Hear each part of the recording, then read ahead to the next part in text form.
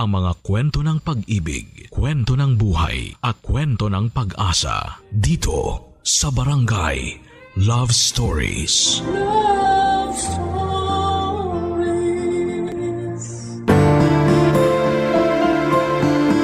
Ang mga nanay natin, ang mga taong inaasahan nating magpoprotekta at mag-aalaga sa atin.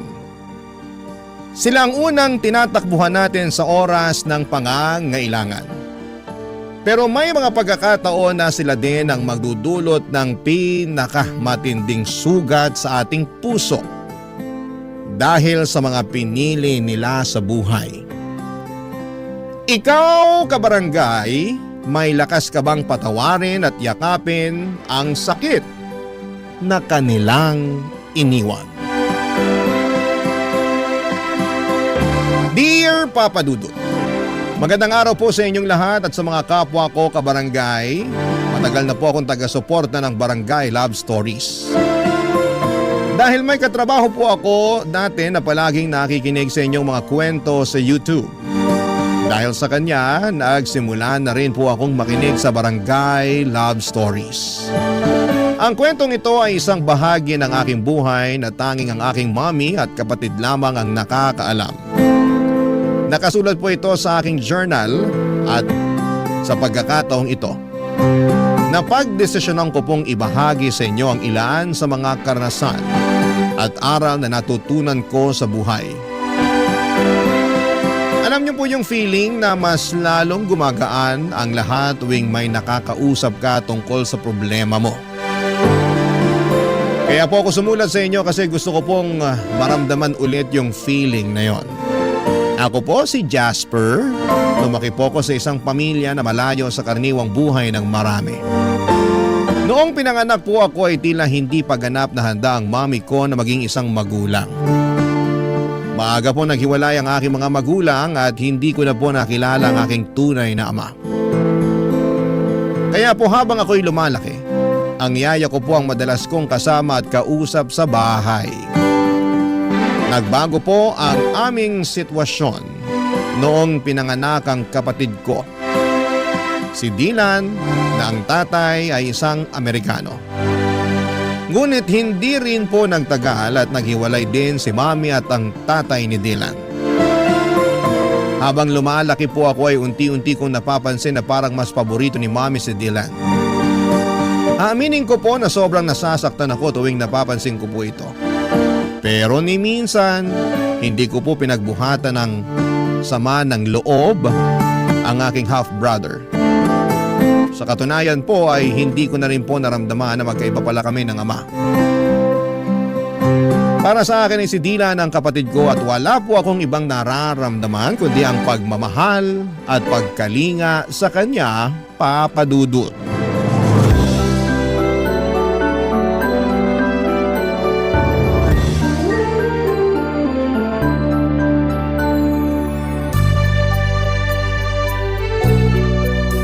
Ang tangos talaga ng ilong mo.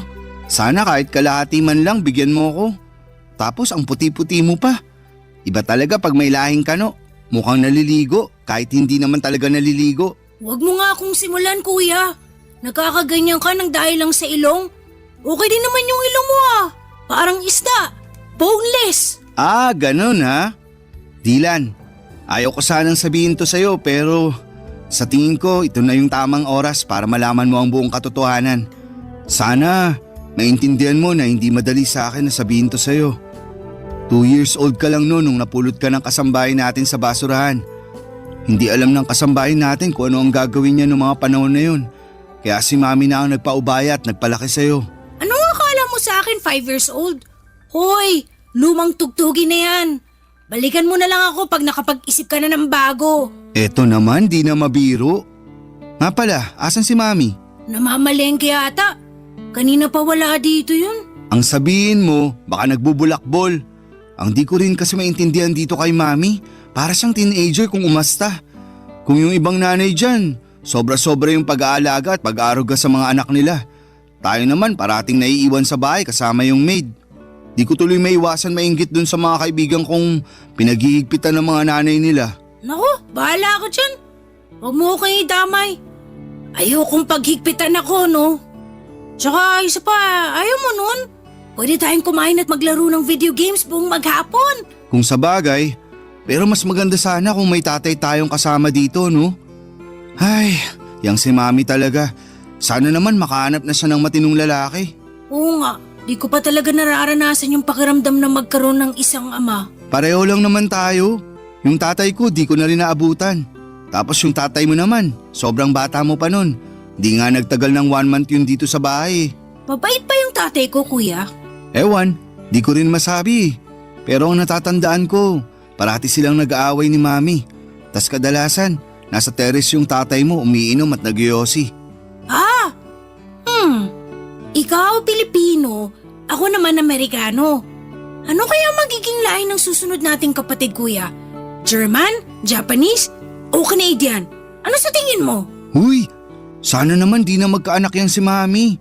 Hirap na nga siya sa ating dalawa eh. Sa akin nga lang pala siya nahihirapan. Ikaw ang paborito eh. Kumbaga sa internet, ikaw yung naka-bookmark na website. Tas ako yung parang advertisement sa video na pilit sinasara. Grabe ka naman, kuya. Hindi naman siguro. Di mo ba talaga napapansin? O sige nung isang araw, anong kinain mo for breakfast? Ha? Bacon. Teka lang, bakit mo naman naitanong yan? Mismo. Nung isang araw, pinagalitan at pinigilan niya ako nung kinuha ko yung bacon sa ref. Sabi niya pa nga sa akin, nagtitipid daw tayo. Pero mukhang ako lang naman tong tinitipid niya. Ikaw naman, kuya. Nagkakaganyan ka ng dahil lang sa bacon? May longganisa naman sa ref eh. Yun na lang ang kainin mo. Ano ka ba? Hindi lang yun. Napapansin ko rin na siya yung palaging kumukuha ng report card mo. Pero yung report card ko, sa maid niya parati pinapaubaya. Hala, baka ampun ka nga. Joke lang. Pero seryoso na to. Pakiramdam ko din na favorite ka ni Mami kasi ikaw tong mukhang foreigner sa ating dalawa. Uy, paano mo naman nasabi yan? Napapansin ko lang kasi na ikaw tong laging binibida niya tuwing kausap niya yung mga kaibigan niya. Tapos kapag pumupunta yung mga kaibigan niya dito sa bahay, ikaw lang yung pinapakilala niya sa kanila. Pakiramdam ko tuloy kung hindi ako ampon. Siguro nakababatang kapatid niya ako. Sa totoo lang, sobrang bigat sa pakiramdam. Kuya talaga? Ba't kung makapagsalita ka parang kasalanan kong lahat? Uy, sorry na. Di ganun ang ibig kong sabihin ha. Pasensya ka na. Masyado lang ako nadala ng mga emosyon ko. At isa pa, yung pagtrato sa akin ni Mami, palagi mong tatandaan na wala kang kasalanan doon, okay? Problema naming dalawa yun ni Mami. Sorry na at ikaw tong napagbubuntungan ko ng sama ng loob. Promise, di ko na ulitin. Last na yon. Talaga? Oo, Walang iwanan ha, promise? promise. I love you, kuya.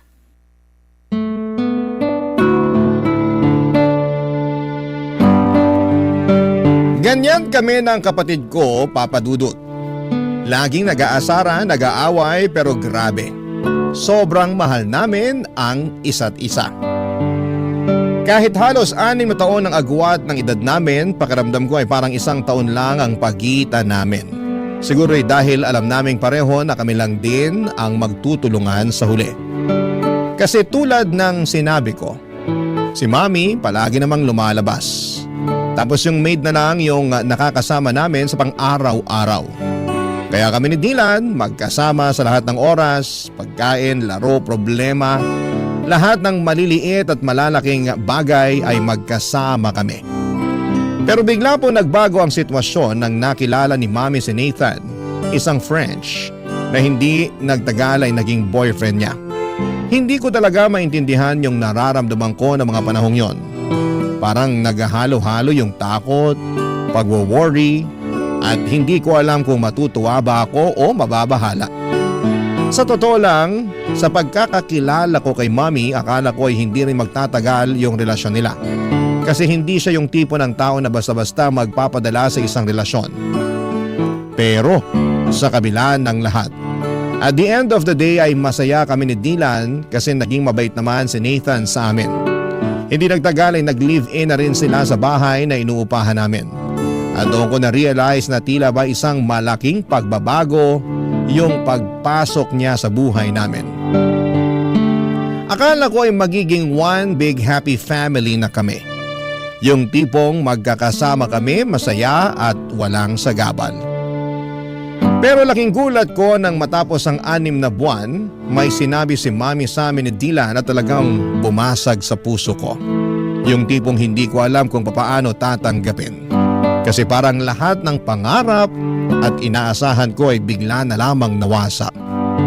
Ipinagtapat ni Mami sa amin ni Dylan na balak niyang ikasal kay Nathan sa France.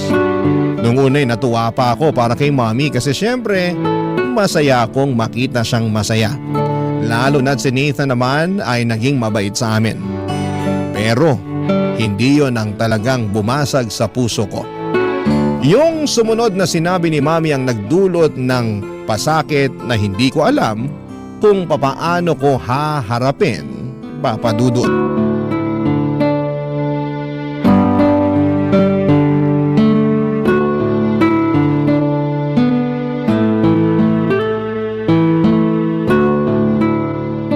Sige na naman kuya, pahiram na ako ng cellphone mo.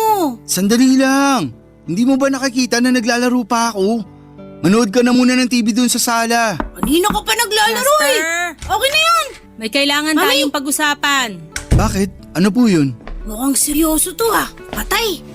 Kung may nabasag dito sa bahay, malamang kasalanan ni kuya yan. Basagin ko kaya mukha mo, gusto mo? Tumigil na nga kayong dalawa. Tungkol to sa napag-usapan namin ng Tito Nathan nyo. Bakit po?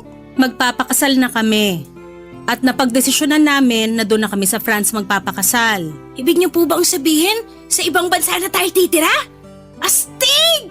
Sa wakas, makakakita na ako ng snow. At napagkasunduan rin namin ng Tito Nathan nyo na si Dylan na muna ang dadalhin namin. Ano? Dylan, lumabas ka na muna. Pero kuya, Sige na, please. Sige na anak, iwan mo na muna kami ng kuya mo. okay po.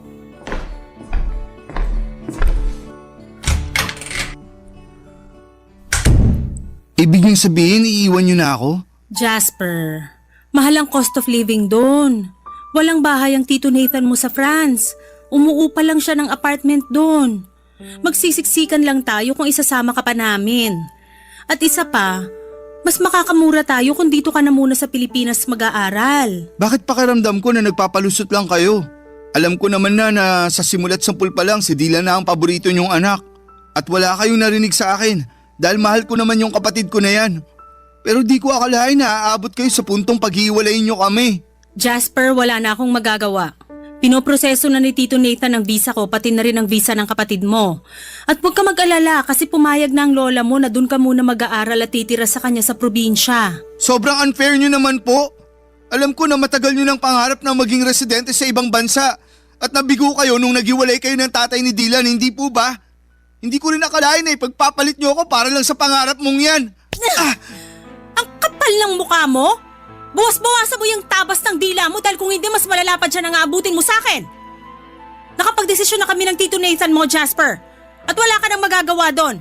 Huwag ka mag-alala. Dadalaw kami dito pag naging residente na kami doon. Hindi ka naman pababayaan ng lola mo dito sa Pilipinas. Pero kayo po ni Dylan ang kailangan ko. Hindi niyo ba naiintindihan yun? Ang tigas naman ng puso niyo sa akin. Para niyo na rin pinamukha sa akin na parang kasalanan ko pa na nabuhay ako sa mundong to. Kung ganito lang din naman ang kahinat na ng lahat ng to, sana pala iniwan niyo na lang ako kay Lola nung ipinanganak niyo ako. Bakit niyo ba ako kinupkup kung hindi niyo rin naman pala kayang panindigan?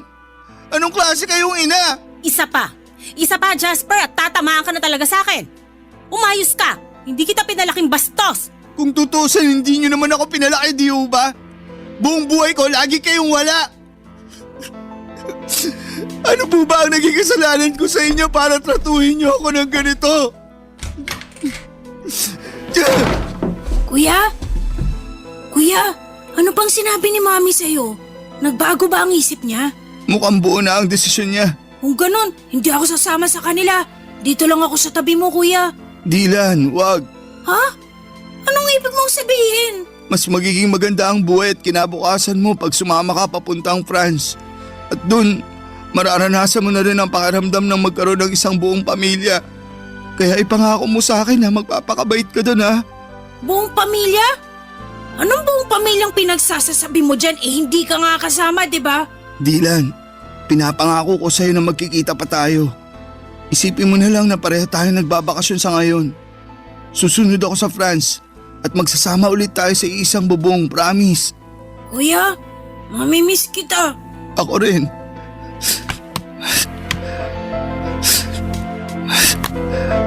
Oh, eto. Kunin mo. Ano to, kuya? Sa'yo na yung cellphone ko. Para naman may remembrance ka sa akin. Ingatan mo yan ha. Oo, ingatan ko to. Thank you, kuya. Pero paano ka? Doon na daw ako kay Lola titira eh. Sigurado naman ako na may cellphone yun. O siguro magpapabili ako sa kanya. Ewan ko. Basta, huwag kang mag-alala. Dahil tatawagan pa rin kita, okay? Kuya, mamimiss kita. Payakap ako.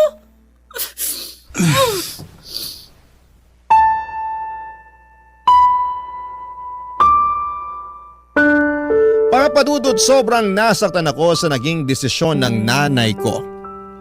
Hindi ko malilimutan yung araw na umalis sila, Mami at yung partner niyang si Nathan at ang kapatid ko papunta sa France. Hindi ko makakalimutan na hindi na ako sumama sa kanila sa airport. At pinili ko na lamang na magtago at hindi na magpakita para kahit papaano'y maibsan yung sakit na nararamdaman ko sa pag-alis nila. Pero kahit na anong gawin ko ay hindi pa rin natanggal yung bigat sa dibdib ko. Noong sumunod na araw, pumunta na ako sa probinsya doon sa lola ko. Doon nagsimula yung depression ko. Naging pasaway ako at aaminin ko na nalulung ako sa mga bisyo at nagkaroon ng matinding depresyon. Pumayat ako dahil halos hindi ko na nararamdaman ang gutom. At naging pabigat na rin po ako kay lola. Halos hindi na rin ako kumakausap ng tao. Kung hindi ako nagbubulakbol, nandun lang ako sa kwarto, nagkukulong at nakikinig sa music. Simula nung umalis si Mami ay hindi ko na rin siya kinausap pa. Galit na galit pa rin ako sa kanya. Gusto ko siyang sumbatan sa lahat ng sakit na nararamdaman ko. Pero pinili ko na lang na manahimik at maglaho na parang bula sa buhay niya. Mas lalo rin akong nasaktan noong hindi rin ako kinausap ng nanay ko simula nang umalis siya. Dahil alam niya siguro na hindi naman ako pababayaan ng lola ko. Pero syempre mas lalo lang nadagdagan ang pagkamuhi ko sa nanay ko. Si Dylan naman, papadudot, ay palagi ko siyang sinusubukang i-contact. Nung unang araw niya sa France ay punong-puno ng messages yung phone ko mula sa kanya. Mga pictures, mga videos na nag-i-enjoy sa bagong buhay niya doon at parang bahagi ako ng mundo niya. Kahit malayo siya. Pero habang tumatagal ay mas kumonte yung mga mensahe niya. Kung minsan ilang araw na akong hindi makakatanggap kahit isang text mula sa kanya. At yon, hindi ko maiwasang mag-isip na baka nakalimutan na niya ako. Nasaktan ako noon syempre at mahirap tanggapin pero iniisip ko na lamang na baka abala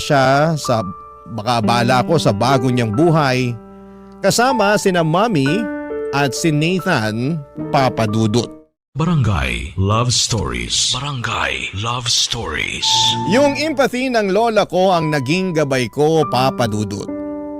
Kahit na siguro naging pasakit ako sa kanya ni minsan ay hindi ko naramdaman at tinataboy ako ni lola. Laging pinaparamdam ni lola na naiintindihan niya ako. Ikinuwento sa akin ni lola na gusto raw akong ipalaglag ni Mami noong ipinagbubuntis pa ako nito pero siya ang tumutol at ipinaglaban akong ipanganak. Nalaman ko rin na siya ang may gustong lumayo kami ni Mami para lumaki ako sa piling ng tunay kong ina. Pero hindi alam ni lola na sobrang iba pala ang trato sa akin ni Mami habang lumalaki ako. Masakit mang marinig ang mga revelasyon ni lola ay hindi ako nawala ng pag-asa. Dahil sa pagmamahal ni lola ay nagpatuloy ako sa pag-aaral at nakapagtapos ng Bachelor of Science in Software Engineering. Niyaya ko pa siya na tumira sa syudad pero mas gusto niyang manatili sa probinsya. Tinanggap ko na lamang ang desisyon niya pero araw-araw pa rin siyang kinukumusta sa pamamagitan ng cellphone. Bumalik ako ng syudad at pinalad na makapasok sa isang kilalang kumpanya at nag-ipon. Isa sa mga layunin ko noon ay makita si Mami at si Dylan. Aaminin ko na may mga hinanakit pa ako kay Mami pero handa na akong lunukin ang pride ko, Papa Dudut. Matagal na kasi ang mga nangyari at ang tanging hangad ko na lamang ay magkaayos kami at makasama sila, lalong-lalo na po si Dylan, Papa Dudut. Sinubukan kong mag-message kay Dylan pero madalang na lamang talaga siyang mag-reply. Kaya naman nag-decide akong kontakin si Mami sa social media tungkol sa bala kong kumuha ng tourist visa papunta sa France. Nagulat ako sa mainit na pagtanggap niya. Ang sabi niya ay miss na raw niya ako at humingi pa siya ng sorry sa mga pagkukulang niya. Pinatawad ko siya at naramdaman ko na parang naghilom na ang mga sugat ko. Nag-file ako ng 3-week leave na approve at natuwa pa ako nang ma-approve ang visa ko. Kaya makakapunta na ako sa bansang bahagi ng Europa kasama na ang France. Agad ko itong binalita kay Mommy at sobrang saya niya para sa akin, Papa Dudut. Si Dylan ay hindi pa rin ako nireplyan. Pero sinabi ko na lamang sa sarili ko na mas okay siguro kung magkita na lamang kami ng personal. At dumating na nga ang matagal ko nang hinihintay, Papa Dudut, ang makatungtong sa airport ng France.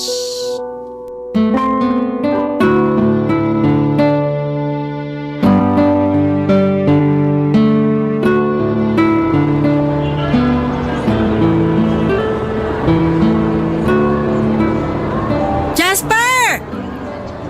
Mami! Dylan! Namiss ko kayo, sobra! Namiss ka rin namin, anak. Ang laki-laki mo na. Ito rin si Dylan, oh. Halos hindi ko na nga makilala. Mas matangkad pa siya sa akin. Huy, kumusta ka na? Namiss kita sobra. Ano ba? Nasasakal ako! Ay, sorry, pasensya ka na. Masaya lang talaga ako at nagkita na rin tayo. Uy, ikaw ba't bihira ka na lang mag-text sa akin? Di mo na rin sinasagot yung cellphone mo tuwing tumatawag ako. Alam mo, konti na lang magtatampo na talaga ako sa'yo. Jasper, pwede ba? Pagod ako. Mami, mauna na ako sa kotse. Sige anak, hintayin mo na lang kami ng kuya mo. Mami, may problema ba si Dylan? Bakit nanlalamig siya sa akin? Tapos Jasper pa talaga yung tawag niya sa akin ha? Naku na, kayaan mo na muna yung kapatid mo na yon. Pagod lang yun kasi late na natulog. Pero syempre, ginising ko siya ng maaga at pinilit ko siyang samahan ako dito sa airport. Ah, kaya pala. Pero bakit Jasper lang yung tawag niya sa akin kanina? Aaminin ko, medyo nasaktan ako dun. Nak, sobrang magkaiba kasi ang kultura dito sa France at doon sa atin sa Pilipinas. Dito kasi sa France, walang kuya-kuya at ate-ate. First name lang ang tawagan ng mga magkakapatid dito. Ano ba yan? Sobrang nakakapanibago naman. Mabuti na lang talaga at marunong pa siya magtagalog. Aba, syempre naman. Hindi ako nagfi-French kapag kausap ko yung kapatid mo na yan. Kasi ayoko na makalimutan niya yung lengguwahe natin. Mabuti naman po kung ganun. Pero mami, siguro ang galing nyo na ni Dylan mag-French, no? Oo naman. Sa katunayan nga, mas magaling pang mag-French ang kapatid mo kaysa sa akin eh. Napakatalinong bata. Sobra! Kahit nung bata pa yan, sobrang hanga na ako dyan eh. Nga po pala, may kailangan akong sabihin sa inyo. Ano yon, Nak? Huwag po kayong mabibigla ha. Naaalala niyo po ba yung hotel na nireserve ko para sana sa 2 linggo na stay ko dito sa France? Oo. Bakit? Ano po kasi, kinancel ko po yung reservation ko sa hotel na yun. Nag-request po ako ng refund. Ha? Bakit mo naman ginawa yun, Nak? Mami, tatapatin na po kita. Gusto ko po sana magstay sa apartment niyo na kasama ka at si Dylan. Ano? Ay, anak naman eh. Hindi kalakihan yung tinitira namin na apartment. Hindi ka magiging komportable doon. Maghanap ka na lang ng ibang hotel, tutulungan kita. Kahit ako na ang magbayad. Mami, ganito kasi yan. Sa 2 linggo ko na stay dito, ayoko naman po magmukmok sa hotel. Gusto ko po kayo makasama ni Dylan sa bawat segundo, minuto at oras. Kaya please na po, Mami. Pumayag na po kayo. Ay, kahit kailan ka talaga, oo. Napaka-independent mo na pero parang bata ka pa rin kung umasta. So, ibig sabihin ba niyan pumapayag na po kayo? May magagawa pa ba ako? Salamat po, Mami. I love you. Pero ipapaalala ko lang sa'yo na wala kaming guest room sa apartment na yon. Doon ka na matutulog sa kwarto ni Dylan pero single bed lang yon. Okay lang sa akin kahit sa saig na po ako matulog. Loko-loko ka talagang bata ka. May extra foam naman dun eh. Yun na munang ipapagamit ko sa'yo. Thank you po. Nga pala mami, kumusta kayo ni Nathan? Okay naman po ba kayo? Ah, yung Tito Nathan mo? Okay naman kami. Bakit mo naman natanong yan? Wala lang po. Matagal-tagal na rin kasi nung muli ko siyang nakita. Sa tingin niyo po ba, okay lang sa kanya na doon na muna ako tutuloy sa apartment? Ayan tayo eh. O diba sana naisip mo yan bago mo kinansela yung reservation mo dun sa hotel? Ibang klase ka talagang bata ka. Mami talaga. Sigurado akong mabibigla yon. Pero huwag kang mag-alala. Ako na magpapaliwanag sa kanya. Thank you mami. Kaya mahal na mahal ko po kayo eh. Naku, nambola pa.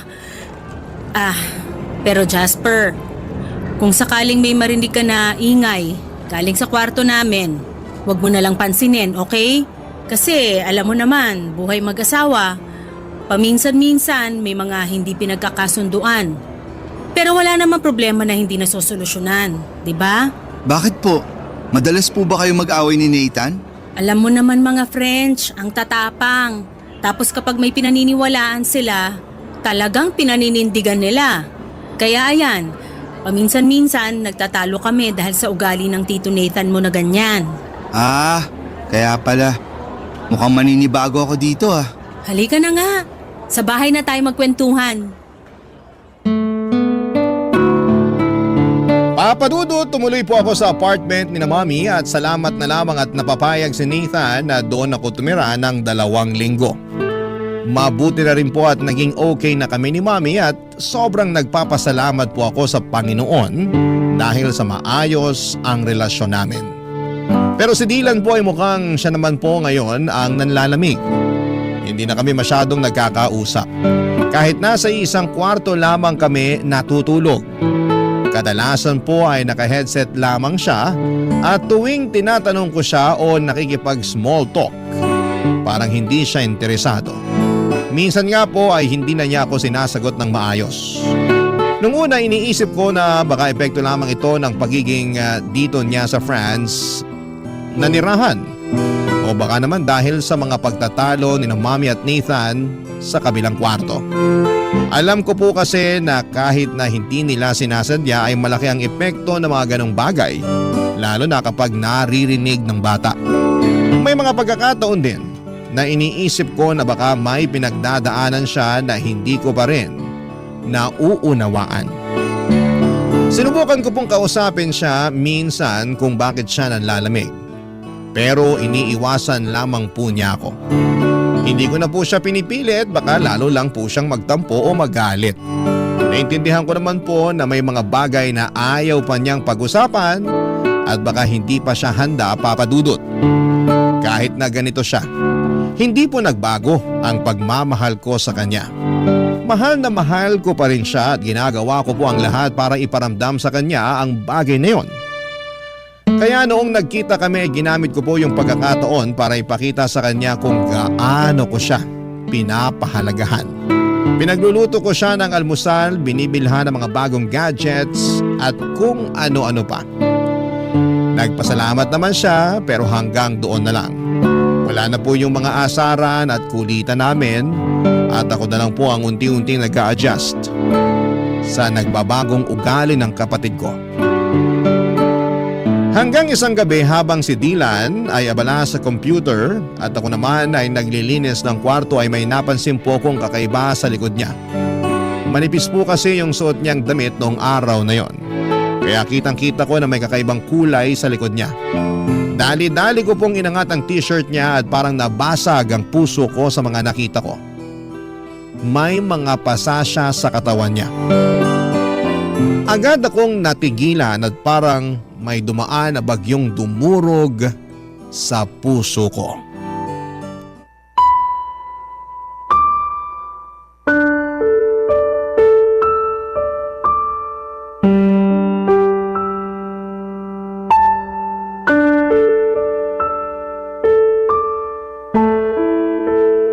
Dylan, ano yan ha?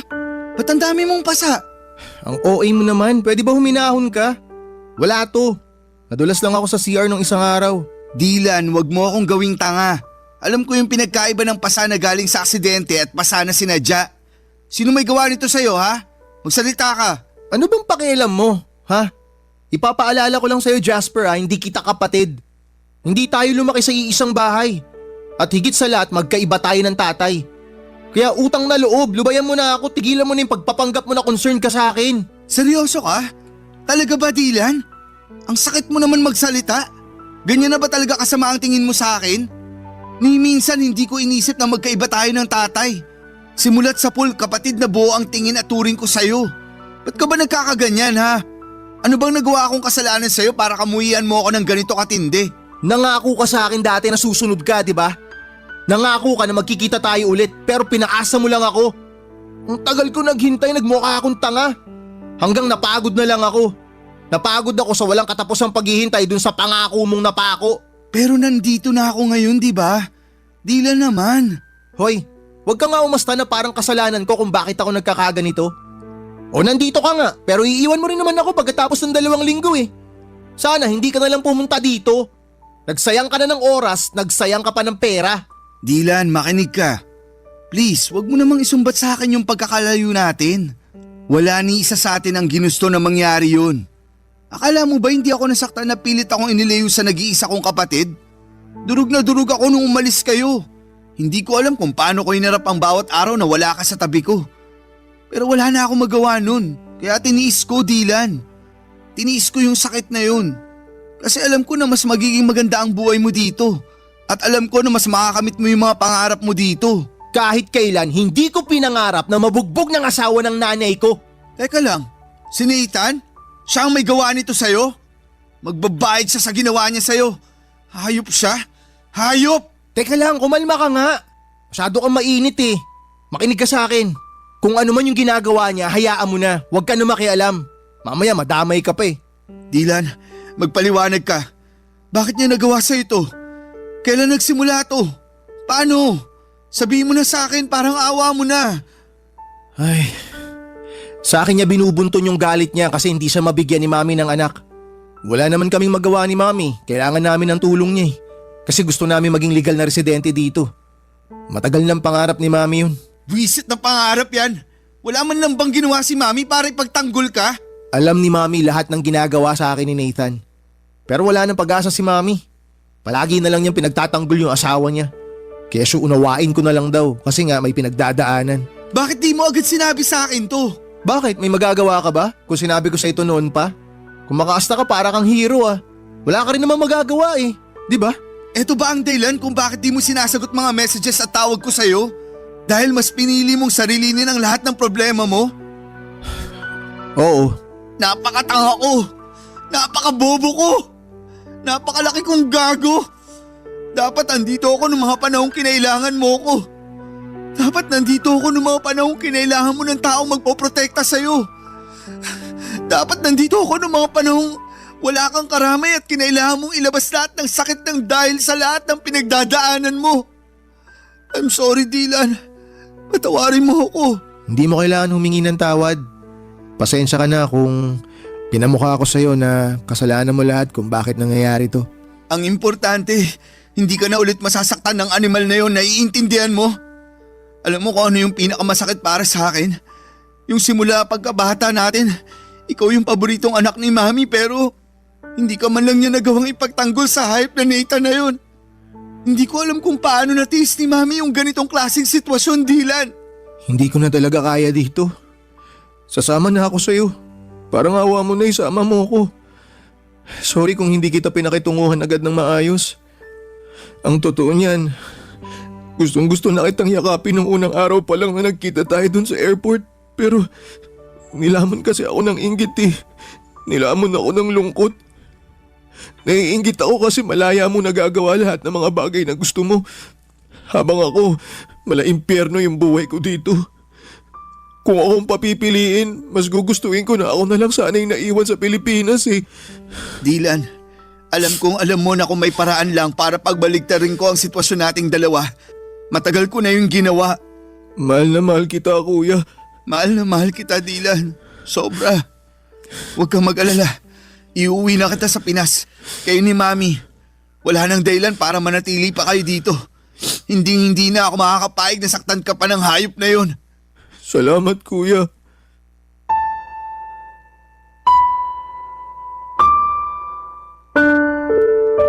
Sobrang gulo ng emosyon ko ng araw na yon, Papa Dudut. Hindi ko alam kung paano ko haharapin ang sinabi ni Dylan sa akin.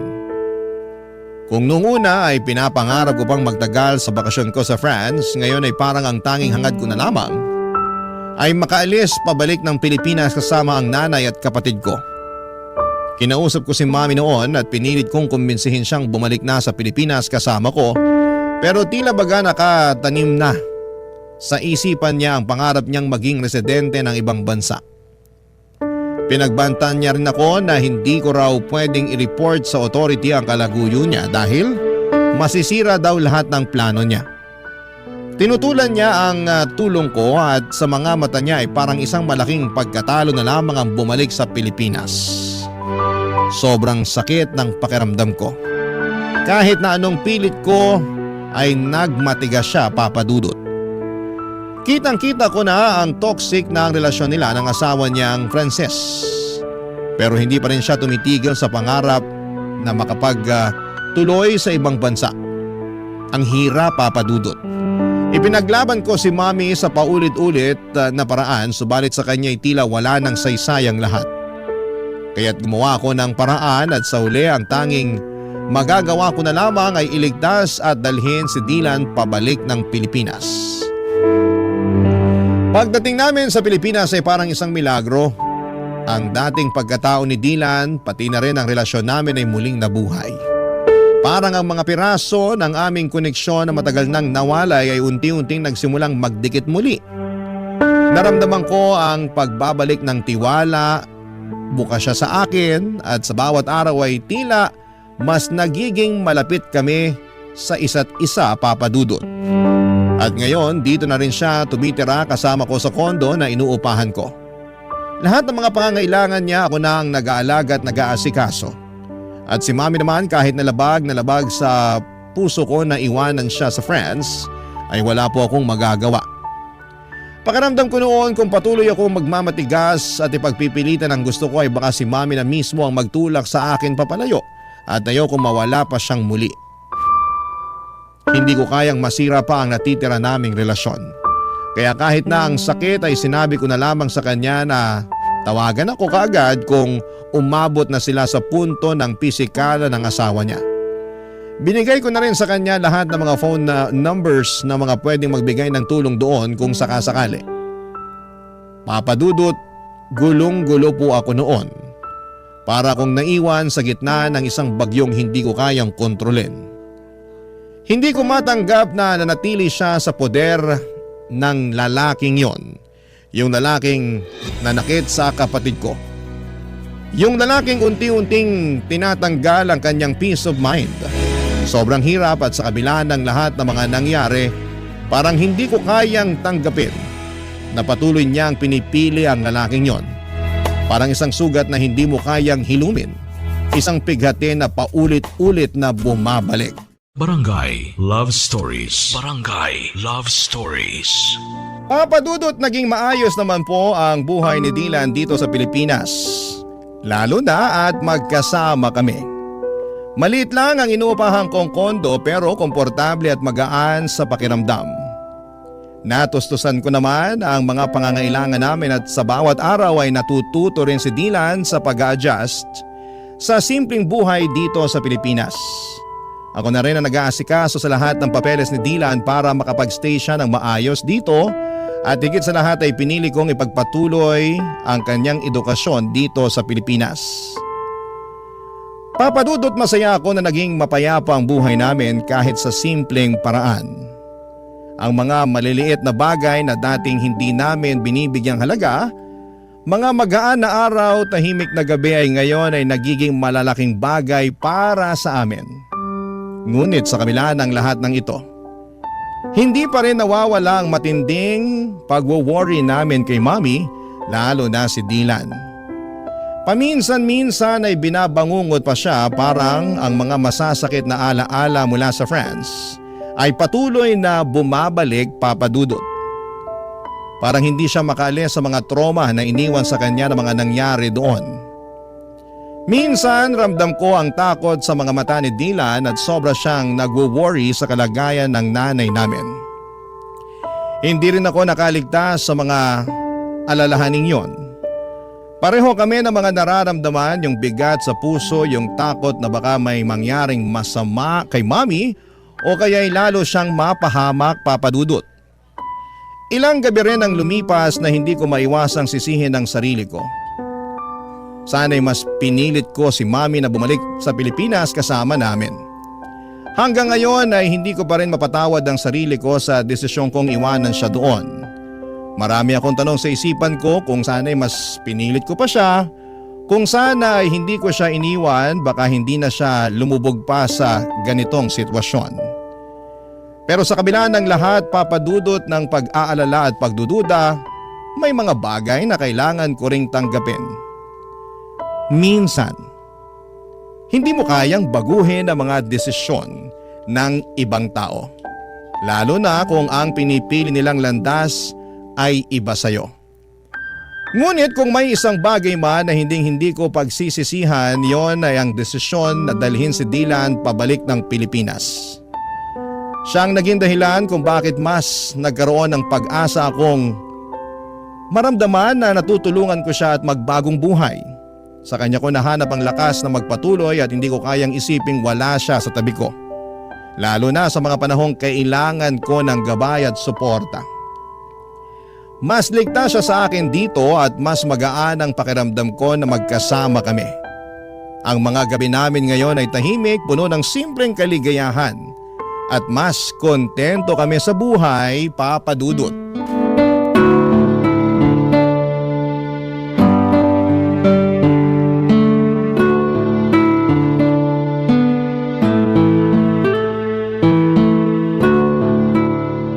Kuya, Oh, Dylan, ano yun?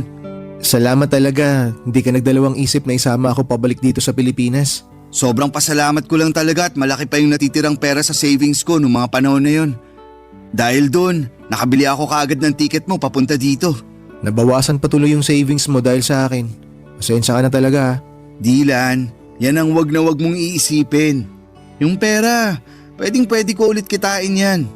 Pero hindi ko na mapapatawad ang sarili ko kung may mangyari pang masama sa'yo doon. Ang bait mo talaga kuya. Pero wag masyado ha. Baka kunin ka na ni San Pedro. Sira. Nga pala, kumusta pag-aaral mo? Ayun, okay naman. Medyo nakakapanibago lang ng konti kasi nga magkaiba yung educational system dito sa Pilipinas dun sa France. Pero huwag kang mag-alala. Makaka-adjust din ako dito. Ikaw pa ba? Mas matalino ka pa nga sa akin eh. Kayang-kaya mo yan. Sure yan. Sana nga. Ay, Uy, mukhang may iniisip ka ah. Anong problema? Okay ka lang? si Mami kasi. Hindi ko maiwasang hindi mag-alala sa kanya. Okay lang kaya siya dun? Baka sinasaktan na siya ng Nathan na yun. Nag-aalala din ako sa kanya. Pero parati naman kami nagtatawagan at mukhang okay naman siya. Ay, sana lang talaga okay siya ron. Huwag ka nang mag-alala. Alam mo naman si Mami, matapang yun. Hindi yun umuurong sa kahit anong laban. Kuya, mali ba yung naging desisyon ko? Ha? Anong ibig mong sabihin? Na sumama pabalik sa'yo dito sa Pilipinas. Sobra kasi ako nagigilty. Naiisip ko kasi mas maganda ata kung nagpaiwan na lang ako dun kay Mami. Sana kasama niya pa rin ako hanggang ngayon. Dylan, makinig ka. Wag na wag mong sisisihin ang sarili mo ha? Dahil wala kang ginawang mali. Tama lang yung ginawa mo na umalis sa poder nila. Ito ang lagi mong tatandaan.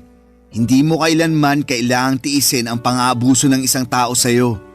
Kung may choice ka para takasan at iwanan ang ganong klaseng sitwasyon, lagi mong pipiliin ang choice na yon. Naiintindihan mo ba yon?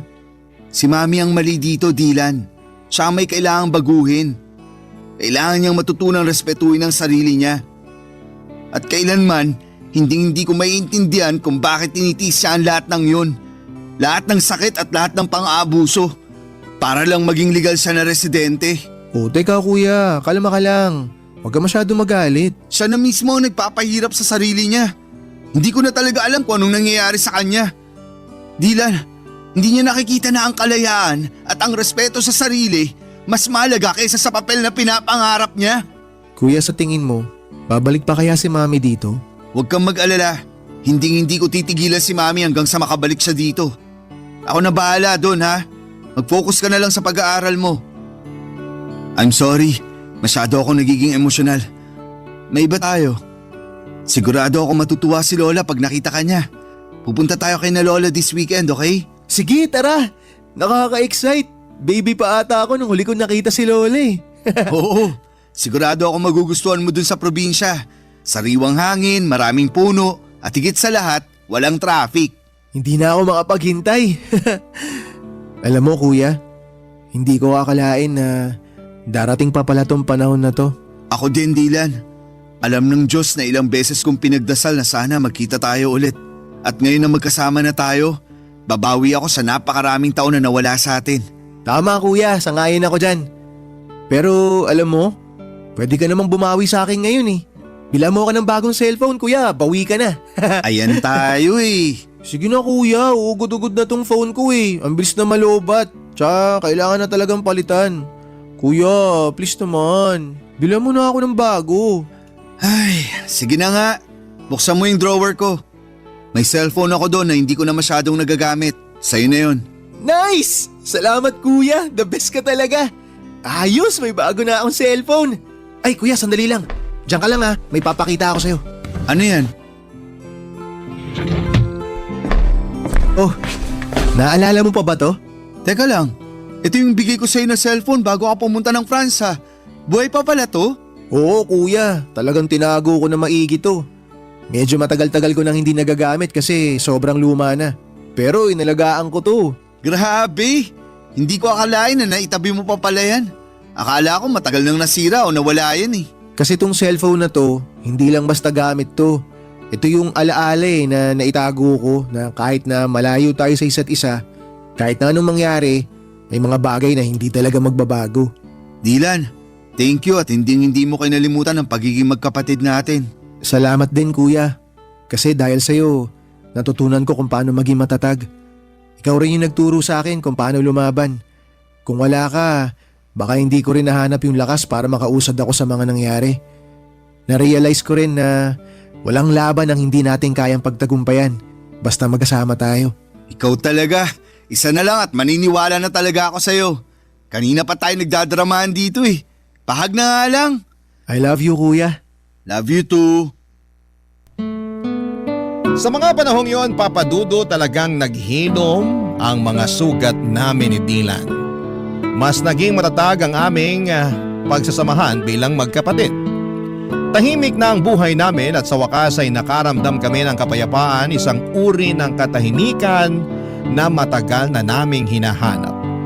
Hindi na rin kami palaging nag-aalala kay Mommy kasi parati kaming nagtatawagan at mukhang okay naman siya. Kahit nasa malayo siya, pero kahit na medyo mas tahimik na ang lahat, hindi ko pa rin kayang alisin sa puso ko ang pag-asa na balang araw ay ilalayo ko si Mommy sa kinakasama niyang French. Hindi ko talaga kayang patawarin ang ginagawa ng asawa ni Mommy sa kapatid ko. At kahit gaano kalayo or katagal ay hindi ko pa rin makakalimutan ang lahat ng sakit na idinulot niya sa aming pamilya. Masaya na rin ako na parang hindi ko na masyadong napapansin na may trauma pa si Dylan. Hindi na kagaya ng mga unang araw niya dito sa Pilipinas na talagang kitang-kita ko sa mukha niya ang mga bakas ng sakit at takot na iniwan ng asawa ni Mommy. Mga emosyon na para bang hindi matitinag. Pero kahit na parang mas okay na siya ngayon, minabuti ko pa rin na dalhin siya sa isang psychologist. Kailangan niyang mailabas ang lahat ng mga negatibong emosyon na naipon niya mula sa mga pinagdaanan niyang trauma. Gusto kong matulungan siya na maghilom ng buo at sana'y magkaroon siya ng lakas na tanggapin lahat ng mga nangyari at makapagsimula ng panibagong kabanata sa buhay niya. Masaya na ako sa takbo ng buhay namin, Papa Dudut. Wala po akong naging problema sa trabaho at si Dylan sa wakas ay nakakapag-adjust na rin sa buhay niya sa school dito sa Pilipinas. Gumagala kami tuwing weekends at doon kami nakakahanap ng bonding, mga simpleng bagay pero puno ng halaga. Bawat araw na magkasama kami tila ba mas napapalalim ang aming samahan bilang magkapatid at natututo kami na mas marami ng bagay tungkol sa isa't isa. Akala ko ay magiging ganito na lang ang cycle ng buhay namin, tahimik, masaya at magkasama. Hanggang isang araw, may narinig kaming katok sa pintuan ng kondo namin, Papa Dudut.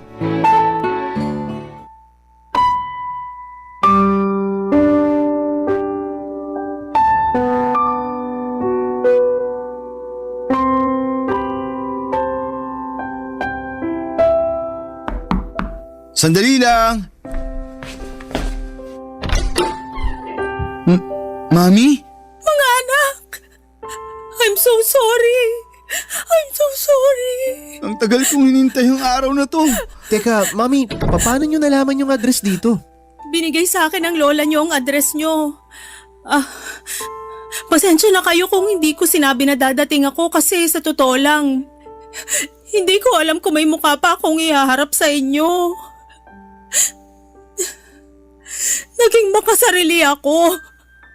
Ako ang dahilan kung bakit tayo nagkawatak-watak. Makinig ho kayo.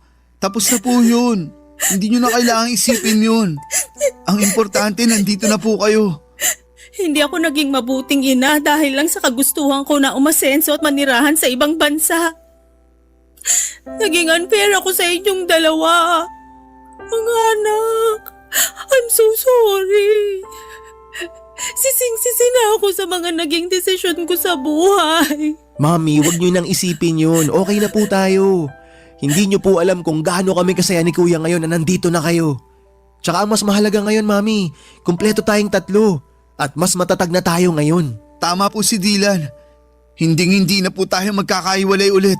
Lahat ng pagkakamali ko, lahat ng sakit na naidulot ko sa inyo, parang isang malaking kasalanan na hindi ko na kayang itama. Walang kapatawaran yung ginawa ko sa inyo, mga anak. Mami, napatawad ka na namin ni Kuya. Matagal na.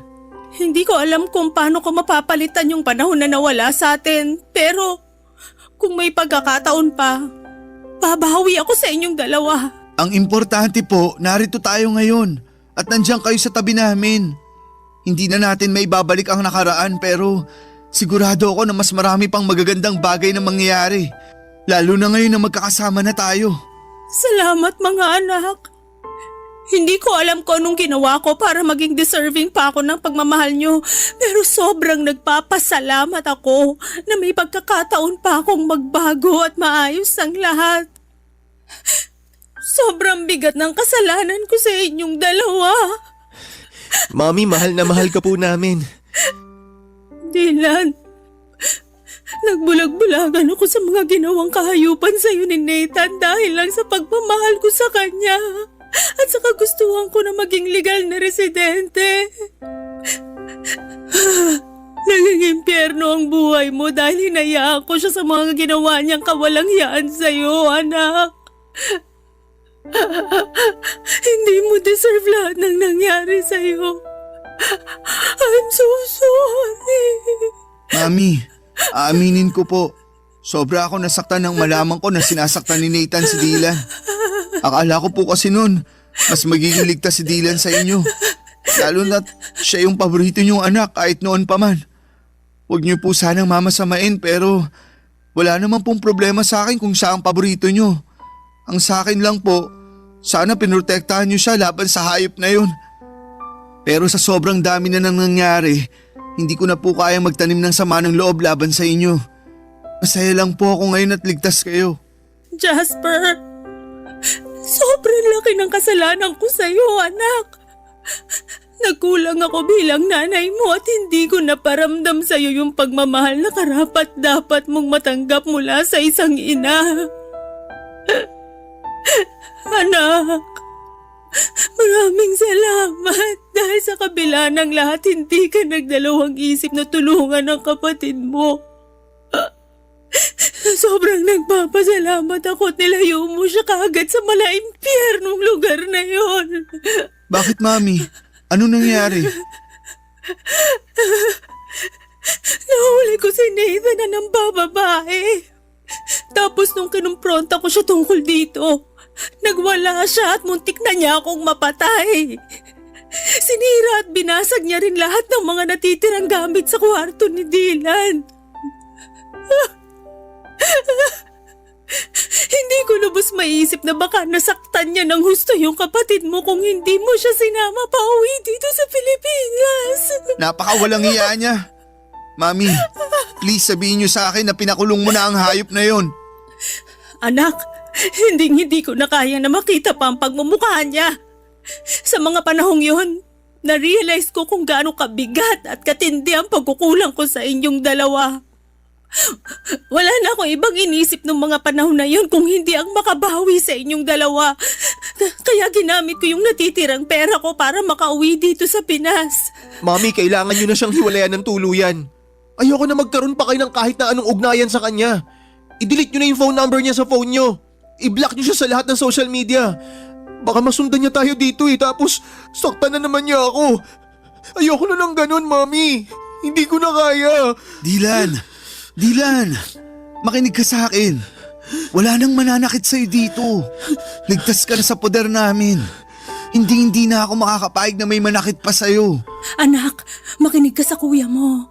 Hindi ka namin pababayaan. Mamamatay muna ako bago ka pa niya masaktan uli.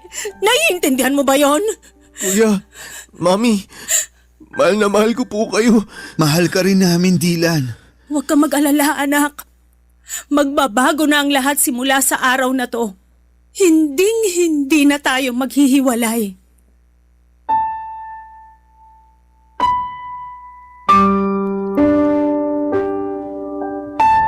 Papadudot muli ko nasilaya ng mga bakas ng trauma sa mga mata ni Dylan ng araw na yon.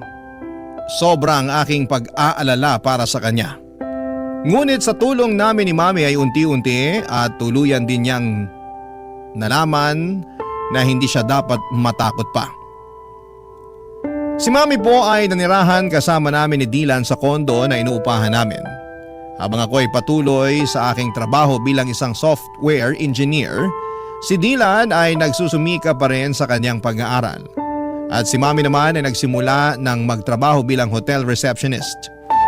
Nagtutulungan kami ngayon ni Mami sa mga gastusin at bills at sobrang saya ko po na kahit na hindi na ako bata ay nakakapiling ko pa rin siya sa araw-araw. Naging maayos naman ang takbo ng buhay namin hanggang sa isang araw. Isang kaibigan ni Mami mula sa France ang nagbalita na pumanaw na si Nathan dahil sa isang insidente sa bar. Tinulungan ko si Mami na mag-hire ng French lawyer online upang mag-file ng divorce nang hindi na niya kailangan bumalik pa sa France. Sa kabila ng mahaba at magastos na proseso ay naayos din namin ito at sa wakas ay na-finalize ang divorce. Hindi ko po kayang ilarawan ang gaan ng aming nararamdaman nang matanggap namin ang balita na opisyal nang wala ng bisa ang kasal nila ni Nathan. Sa wakas ay makakapagsimula na kami ng bagong buhay. Sa ngayon ay nagsusumikap kami ni Mami na mag-ipon upang makapagpatayo ng bahay na magiging saksi sa mas marami pang magagandang alaala na bubuuin namin bilang isang pamilya. Sa lahat ng mga naranasan ko ay natutunan ko na ang pagpapatawad ay isang paraan para bigyan ang sarili mo ng pagkakataong magpatuloy at maghilom. At syempre, maging maligaya. Lubos po ako nagpapasalamat sa Diyos dahil hindi niya ipinagkait sa akin ang pagkakataong muli kong makasama ang pamilya ko. At sa wakas ay masasabi ko na rin na ang mga sugat ng nakaraan ay tuluyan ng nagsara at naghilom. Kung sakali man po na matanggap ninyo ang aking liham ay nais ko po sanang magpasalamat sa inyong oras at atensyon sa aking kwento. From the bottom of my heart, gusto ko rin pong magpasalamat sa tuwa at inspirasyon na naibibigay mo sa programa mo. Ang inyong forever kapuso at kabarangay, Jasper. Barangay Love Stories. Barangay Love Stories. Kwentuhan naman tayo dito sa comment section. Nagustuhan ng iyong napakinggan? Ituloy yan via live stream sa www.gmanetwork.com/radio.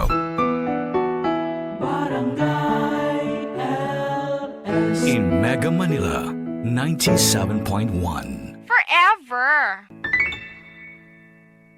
Ang mga kwento ng pag-ibig, kwento ng buhay, at kwento ng pag-asa dito sa Barangay Love Stories. Love Stories.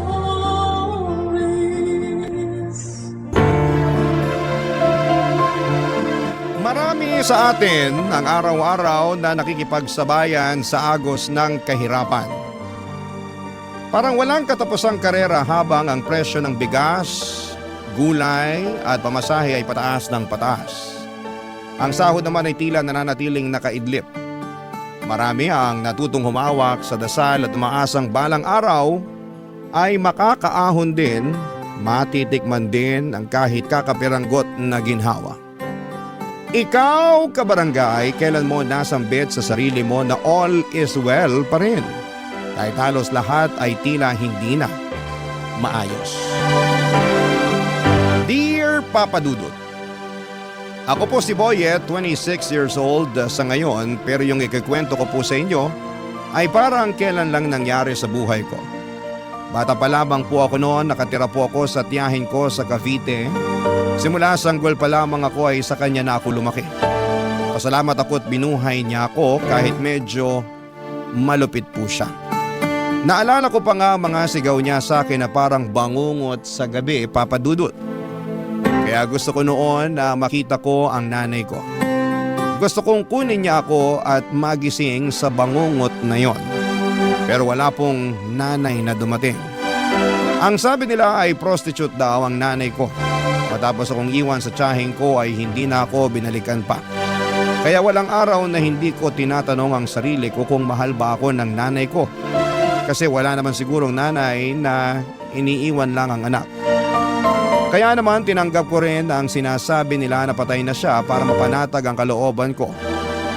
Na kaya ako hindi binalikan ng nanay ko dahil wala na siya sa mundo. Walang gabi na hindi ako umiiyak noon, Papa Dudut.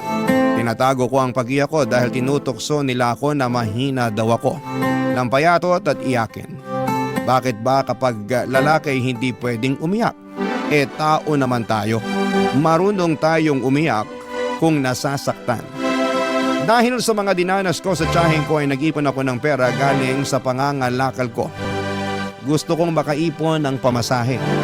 Gusto kong pumunta ng Maynila, oo nga't gusto kong paniwalaan na patay na ang nanay ko para mapanatag ang loob ko na mahal niya ako at hindi iniwan. Pero may parte pa rin sa puso ko na nagsasabing buhay siya at gusto ko siyang hanapin sa syudad. Lumuwas ako ng Maynila kahit na 10 years old pa lamang ako. Daladala ko ang mga pag-asa na sana'y makita ko ang nanay ko. Nang makarating ako sa Maynila ay sobrang takot ang naramdaman ko. Ang laki-laki, ang lawak at ang lahat ng tao ay parang hindi ko mapagkakatiwalaan. Unang gabi ko ay tumambay lamang ako sa labas ng simbahan. Hindi ko na matandaan kung anong simbahan yon. Pero nagdasal ako na sana'y gabayan niya ako. At sana'y walang mangyaring masama sa akin at makita ko ang nanay ko. Nagdaan ang maraming araw, linggo at buwan hanggang sa nakilala ko si Manong sa isang squatter sa Makati, Papa Dudut.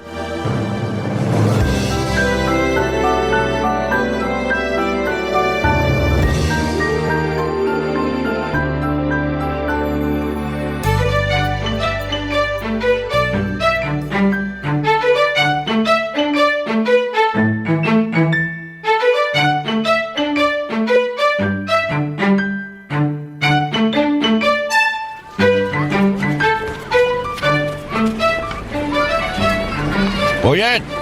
Gising na, umaga na. Manong, Talagang bata ka. Dapat sanayin mo yung sarili mong gumising na maaga. Alam mo namang salat tayo sa pera. Kailangan nating kumayod. Alam mo yung kasabihang early worm early bird catches the worm. O, tinuro yun ng teacher ko dati. nakapag-aral po kayo, Manong. Ba, syempre. Graduate ako ng elementary. Pero di na ako high school. Bakit po? Ako na yung ini-interview mo eh. Medya ka ba? Ano po yung medya? Yung nagre-report. Yung nagbabalita sa TV. Saka sa radyo. Sila yung nagsasabi ng totoo. Oh, di ba? Alam nila yung totoo eh. Oh, kapag sa kanila po ako magtatanong kung kilala nila nanay ko, sasabihin nila sa akin. Eh nako, Boyet. Yan ang hindi ko alam. Malamang hindi rin nila alam. Ang hirap naman kasi nung tanong mo eh. Eh siguro wala na talaga nanay ko. Manalig ka. Huwag mawala ng pag-asa. Opo. Asya, inumin mo na tong tinimpla kong gatas habang mainit pa. Salamat po Manong ha. Parang kayo na nga po tatay ko eh. Talaga ba?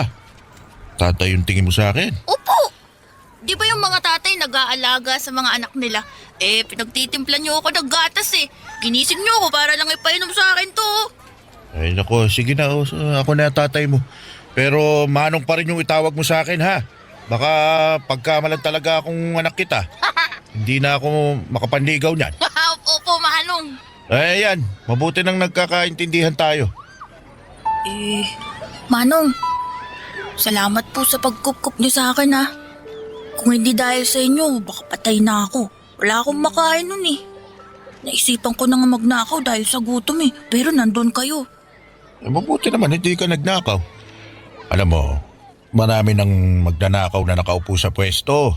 Kaya hindi umuusad yung buhay dito sa Pilipinas dahil sa kanila eh. Talaga po, Manong? Oo, yun ang sabi ng teacher ko dati dun sa elementary. Tanda ko pa nga, kailangan daw mag-aral para hindi mauto ng mga politiko. Kaya ikaw, mag-aral ka sa susunod na pasukan. Opo, sige po. Mayos ka. Kita mo naman dito, maraming halang ang kaluluwa kasi salat sa buhay. Walang makain. Sabi ko naman sa'yo na mag-ingat ka rito kasi tuso ang mga tao. Hindi natin masisisi kasi pinagkaitan ng mga tao dito. Hindi mo masisisi na ganito yung ugali ng mga tao kasi walang-wala. Kailangan mabuhay. Kaya ikaw, mag-aaral ka. Opo, Manong. Oh, mayos ka, Boyet ha. Dapat asal tao, di hayop. Ibig sabihin nun, maging mabait lang ako. Wala mo na pa pala eh. Pero, may ba ako? Talaga bang ayaw mo nang bumalik dun sa kamag-anak mo sa Cavite? Ayoko na po, Manong. Eh, baka may ginawa ka masama, kaya ka naglayas. Ayoko talaga sa tao yung sinungaling eh. Manong, hindi po ako nagsisinungaling. Gusto ko po talagang makita ang nanay ko. Hindi ko nga alam kung saan ko siya hanapin pero andito daw po siya sa Maynila. Napakalaki ng Maynila. Di po, may picture naman po ako ng nanay ko eh. Kung makikita ko siya, sigurado makikilala ko yun. Eh dapat kapag nakita ka niya, maging proud siya sa'yo. Kaya mag-aral ka sa susunod na pasukan, ha? Opo, masusunod po. Papadudot nakatira kami sa pinagtagpi-tagping yero pero ramdam kong nakahanap ako ng tatay sa piling ni Manong. Kahit walang maayos na bahay, mainit, marumi, pero para sa akin ay may pag-asa dahil kay Manong. Matandang binata si Manong, wala siyang asawa at wala ding anak. Dahil wala nga siyang anak kaya ko na ang itinuring niya na parang sarili niyang anak. Ang sabi niya sa lugar na gaya ng squatter ay tuso ang mga tao. Hindi dahil masama sila kundi dahil lahat ng tao sa paligid ay pinagkaitan. Walang araw at gabi na hindi na ako pinapangaralan. Sabi niya kahit mahirap dapat ay matuto pa rin akong maging matinong tao. Pinag-aral niya ako at binilahan ng lapis, papel at gamit sa eskwelahan. Sobrang saya ko talaga, papadudot. Inihatid pa niya ako sa eskwelahan at sinisigurong okay lang ang unang pagpasok ko. Naramdaman ko na kahit na hindi kami magkadugo ay mahal niya ako. Ngunit tulad ng karamihan sa mga bata ay naging pasaway din po ako. Hindi na ako natutuwa sa lapis at papel dahil sa mahirap palang mag-aral. At marami akong nakakaaway na kaklase ko at maging sa ibang section at grade. Hindi naging safe sa akin ang eskwelahan dahil isa pala siyang malaking arena na samot-saring mga bata na iba-iba ang ugali. May matalino, may hindi biniyayaan ng talino, may mabuti at masama na sa tingin ko ay hindi naturuan ng tama ng magulang o sadyang spoiled lamang at gustong manghamak ng ibang bata. Hindi ako naging masaya tuwing pumapasok ako, papadudot. Kaya Kaya hindi ko sinabi kay Manong na hindi na ako pumapasok. Mas pinili kong magkalakal muli. Mas pinili kong gumala para maghanap ng pera. Kung magkaroon man ako ng kaaway ay hindi ko na kailangan pang magpaliwanag sa teacher. Ang importante sa akin ay makahanap ako ng pera. Hanggang sa isang araw, hindi na naitago ang ginagawa ko. Pinatawag pala si Mano ng teacher ko na hindi ko alam. At sa gabing pag-uwi niya ay nakita kong galit na galit si Manong sa akin, Papa Dudut.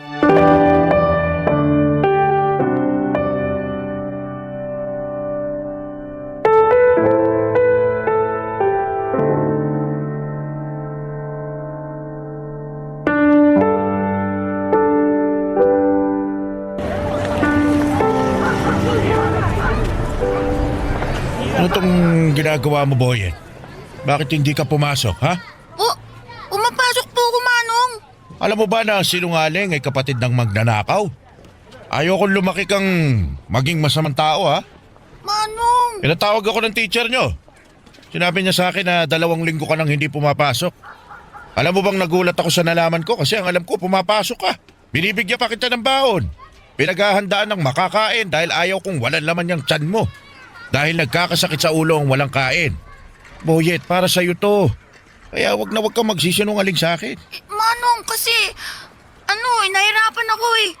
Saka kumikita naman ako. Tsaka yung pinabaon yung pera, iniipon ko naman, di ko ginagastos. Ito, baon ko, tsaka yung kita ko.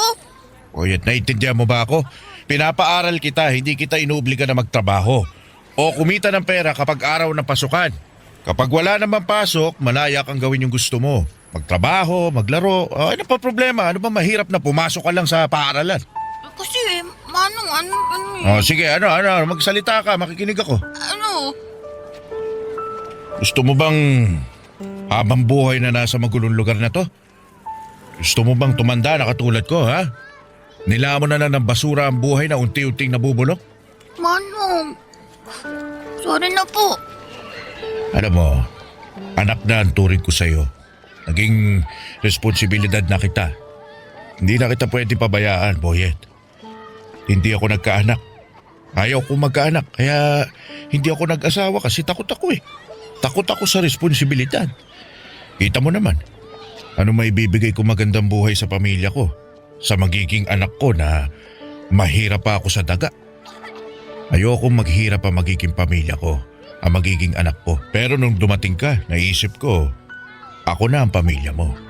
At wala na akong magagawa kundi ang bigyan ka ng magandang buhay sa abot ng makakaya ko. Kaya kita pinapaaral kasi ito ang aahon sa iyo sa kahirapan. Magkaroon ka ng ibang buhay. Huwag kang gumaya sa akin. Kasi ayokong tumanda ka na katulad ko. Manong, pasensya na po talaga. Kasi po, ang hirap-hirap naman po kasi mag-aral eh. Marami po ako nakakaaway ng mga bata. Di tapangan mo. Hindi pwedeng basta-basta ka na lang susuko. Ilaban mo yung sarili mo. Hindi ko naman sinasabing makipagsuntukan ka sa kanila. Sinasabi ko, umiwas ka sa gulo. Hindi mo naman ikagagaling kung papatulan mo sila eh. Lagi mong isipin na nasa paaralan ka para mag-aral. Para maging mabuting tao. Para paglaki mo, pwede kang pumili ng kahit na anong gusto mong maging. Pagsusubikapan ko. Pero yung kaya ko lang ha. Pwede kang maging security guard. Pero pulis lang din po yun, pero nakatayo lang. Pero astig pa din. Tama. Basta wag lang maging katulad ko. Pwede ba yun? Opo. Ipangako mo sa akin ha? Opo, pangako po, Manong. Alam mo, may request ako sa'yo. Ano po yun, Manong? Magpapamasahe po ba kayo? Sige po, handa po ko. Ito naman, iba yung request ko. Ano nga po? Pwede bang tawagin mo akong tatay? Po? Ayaw mo ba? Naku, gusto ko po. Gusto ko. Tatay. Simula ngayon, ako na ang tatay mo. Opo, tatay. Gusto ko umakyat sa stage kasama mo kapag graduation mo na, ha? Ano po yung graduation? Kapag tapos ka na ng elementarya. Tapos ka na rin ng high school. Tsaka kapag magka-college ka na. Ang dami po palang graduation, no? Ang dami ko po palang pag-aaralan. Ba't ganyan yung mukha mo? Ang sasabi mo lang kanina, pinangako mo mag-aral ka mabuti. Wala na, pasubo lang po ko Basta nandito lang ako. Naalalayan kita. Salamat po. Nang gabing yon ay hindi ako makatulog, Papa Dudut. Sobrang mahal ako ni tatay. Pinili niya akong kupkupin at pinili niyang ituwid ang buhay ko. Pinili niya akong mahalin at gusto niyang alisin ako sa kahirapan. Kaya naisip kong hindi ko dapat sayangin ang pagkakataon na ibinigay sa akin ni tatay. Doon ko ipinangako sa sarili ko na magbabago ako dahil gusto kong maging proud siya sa akin. Gusto kong mapatunayan sa kanya at sa sarili ko na kaya kong lumaban. Kahit mahirap, kahit galing sa basura, ay may mararating din sa buhay. Noon ay hindi pa talaga malinaw na ang mga ginagawa ng mga bata sa akin ay isang klase ng pambubuli. Pero sabi ni tatay ay iiwasan ko na lamang ang mga yon at dapat ay mag-focus ako sa pag-aaral. Kaya naman sinunod ko yon, Papa Dudut. Pero hindi ko pa rin maiwasan na may mga masamang bata na inaaway ako. Minsan umuwi akong may sugat pero hindi ako sumuko. Araw-araw ay sinasabi ko sa sarili ko na baka bukas ay hindi na nila ako aawayin. Bawat pagpasok ko sa school ay parati akong nagdarasal na sana'y walang mambubuli sa akin at sana'y hindi ako pagagalitan ng teacher dahil hindi ko na naman naintindihan ang mga itinuro niya. Gusto kong maging mabuting estudyante. Gusto kong makatapos para sa pangarap ni tatay na makaakyat sa stage kasama ko. At syempre, naging pangarap ko na rin talagang makagraduate, Papa Dudut. Barangay Love Stories. Barangay Love Stories. Papa Dudut, araw-araw kong pinapatatag ang sarili ko. Ang nasa isip ko na lamang ay huwag biguin ang sarili ko at ang tatay na matupad ang pangarap naming dalawa. Kahit na walang araw na hindi talaga ako nilalapitan ng mga bully ay tuloy lamang ako sa pagsusumika para makuha ang diploma sa elementarya. Paunti-unti lang ang goal at doon ako nakafocus.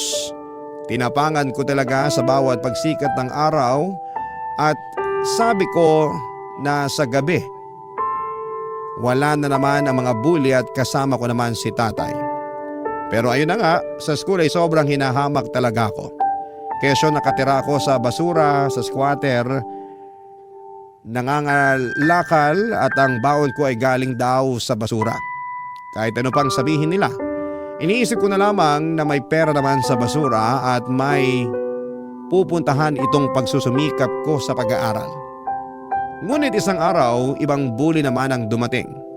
Nagkasakit si tatay, ibang klase palang bully ang sakit. Kailangan mo ring tapangan at buksain para magpatuloy sa buhay. Ilang linggo na siyang nangihina at kahit sinasabi niyang pumasok ako sa paralan ay mas pinili kong alagaan siya. Hindi pwedeng basta-basta ko na lamang pabayaan siya dahil alam kong hindi madali ang buhay kapag may dinaramdam, Papa Dudut.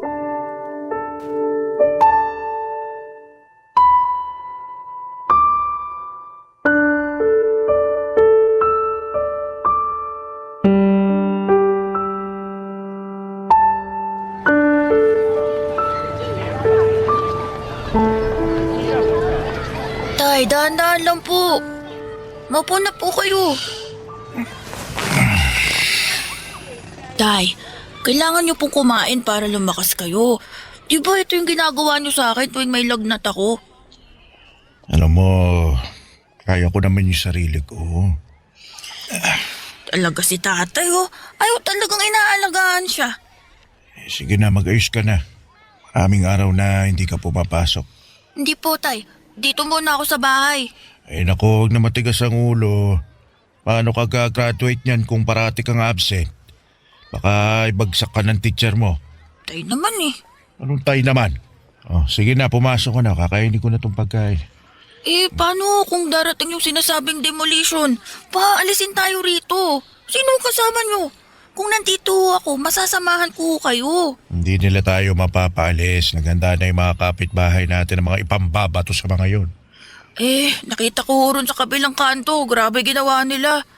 Wala na hong nagawa yung mga nakatira dun. Paano kung saktan kayo rito? May sakit pa ho kayo, oh. Kung nandito ka, kaya mo ba ako ipagtanggol sa mga malalaking tao? Kita mo, hindi ka makasagot. Basta dito lang ho ako. May mga inihanda naman akong pambato sa kanila eh. Ito ang dahilan kung bakit gusto ko makapagtapos ka ng pag-aaral. Para hindi ka matatakot na paalisin sa bahay mo. Makakabili ka ng sarili mong bahay o may pera ka para umupa ng matirhan na may legal na titulo. Yung bang re-respetuhin ka ng mga tao. Tay, ang hirap po pala maging mahirap, no? Ang dami mong dapat gawin para lang hindi ka masasaktan at makuha mo yung respetong sinasabi nila. Kung hindi na talaga kaya, hahanap na lang tayo ng ibang mapapwestuhan. Siguro mas makakatulong sa mga tao yung itatayong barangay complex dito. Grabe naman po pala sila. Wala, ganun talaga eh. Tay, okay lang po ba kayo? Oo naman. Sige na, mamaya ako natubusin. Tay, yung totoo. Mukhang kailangan ko lang maiga ulit. Sige ho. Salamat, Boyan. Baka nabinat ho kayo kakaisip sa demolition na yan. Siguro, pero okay lang ako. Tutulog ko na lang to, mawawala rin. Lalakas din ako. Sana po bumalik na sa dating lakas ang katawan nyo, Tay. Gagaling ako, anak. Tay, mukhang ito na ho yung demolition.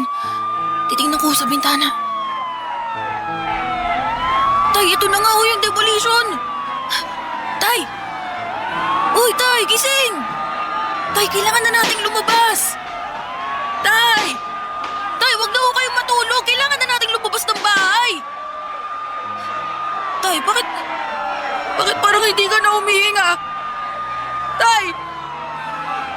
Tay naman, gumising ka na! Promise, papasok na ako. Hindi na matigas ulo ko. Gising na, Tay! Gising, Tay! Tulong nga! Ang tatay ko! Tulong! Tulungan niyo ako! Tay, hindi ka pwede mawala. Akyat pa tayo sa stage sa graduation ko!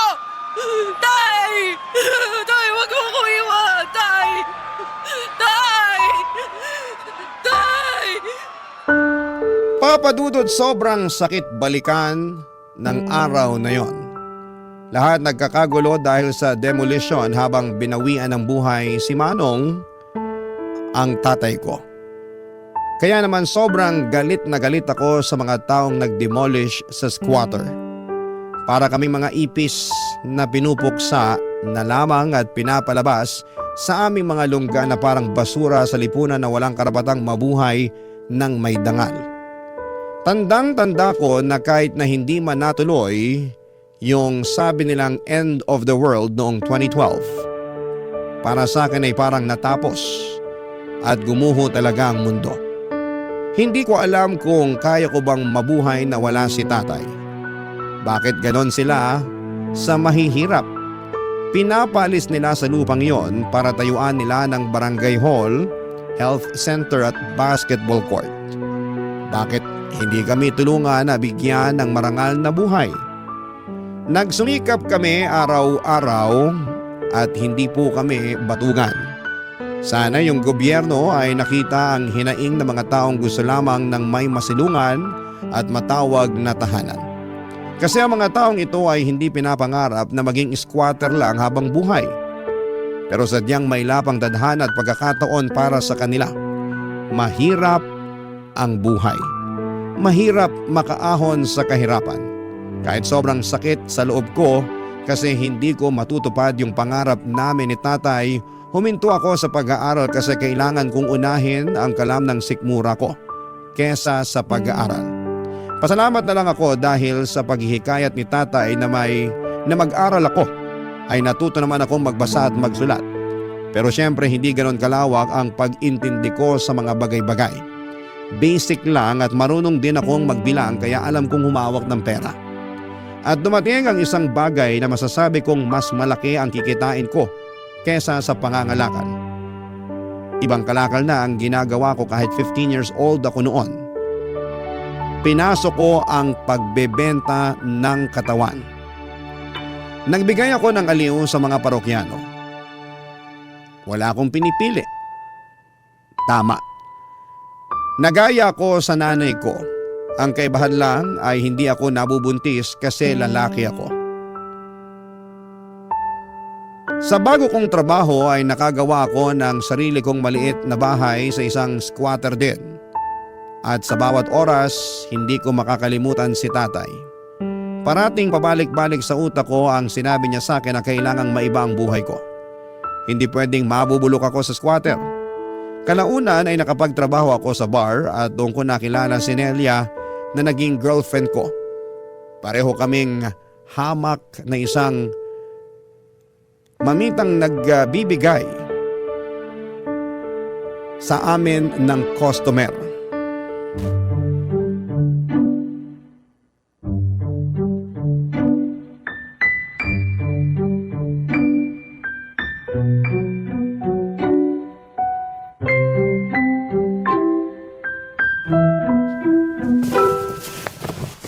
Talagang ganyan ang susuotin mo? Masyadong maiksi naman, babe. Babe naman, parati mo na lang akong sinasaway. Sa trabaho natin, kailangan presentable tayo. Alam mo naman, puhunan natin ang ating mga mukha at katawan. Dapat maayos ang forma natin, no? Alam ko naman yun, pero sana... Ay naku, sana naman kaya ito mapupunta. Ayokong makipagtalo sa'yo, ha? Ay, ayokong malasin ang gabi natin. Nelia, hihingi sana ako sa'yo ng pabor eh. Ayan ka na naman. Gusto mo talaga maging manang ako sa harap nila? Paano ako kikita ng pera? Paano tayo makakaipon? Paano natin mababayaran tong upa sa bahay? Sabihin mo nga sa akin, babe. Alam ko naman yan. Ang sa akin lang, sana bawas-bawasan mo yung pagtanggap ng customer na... Na ano? Na ikakama ako. Diretsahin mo na. Babe, bago pa lang tayo maging tayo, ganito na trabaho ko. Ganito na si Nelia. Ganito na trabaho ko. Isang babaeng bayaran. At ganyan ka na rin. Ito talagang ayaw ko eh. Kapag ikaw pwedeng mangialam, kapag ako hindi. Iba kasi yung... Anong pinagkaiba? Pareho lang naman tayong nagbebenta ng katawan, Boyet. Kailangan natin to kasi hindi tayo nakatapos ng pag-aaral. Wala tayong makukuhang ibang trabaho na magbibigay sa atin ng malaking datong. Wala! Kaya wag na nating pag-usapan to. Ang mahalaga, mag-ingat tayo sa ginagawa natin. Pasensya na talaga. Hindi ko lang maiwasang magselos eh. Nako, hindi nakakain ng selos-selos na yan. At wag ka nga magselos. Trabaho lang naman lahat ng to eh. Parang artista. Aarte ka lang, paghusayan mo gaya ng gusto ng customer. Tapos, di ba ganyan din naman ang ginagawa mo? Sa bagay. Iniisip ko lang na nagamit man nila ang katawan ko. Pero hindi naman ang kaluluwa ko. Ang lalim naman nun, babe. Kaya sana maipasa ko yung exam ko. Para makatapos ako kahit senior high man lang. Para makahanap din ako ng ibang trabahong matino. Gusto ko na kung magkaanak man tayo balang araw, magiging maayos na ang buhay natin. Mabibigay ko sa magiging anak natin ang buhay na maganda. Yung hindi naghihirap. Yung kaya natin suportahan kung ano yung gusto niya. Pag-aaralin natin yun hanggang kolehiyo. Ang taas talaga ng pangarap mo, babe. Pero tama, ayaw ko rin maranasan na magiging anak natin ang hirap sa buhay. Naghihirap na nga tayo, ipapamana pa ba natin sa kanilang ganitong buhay?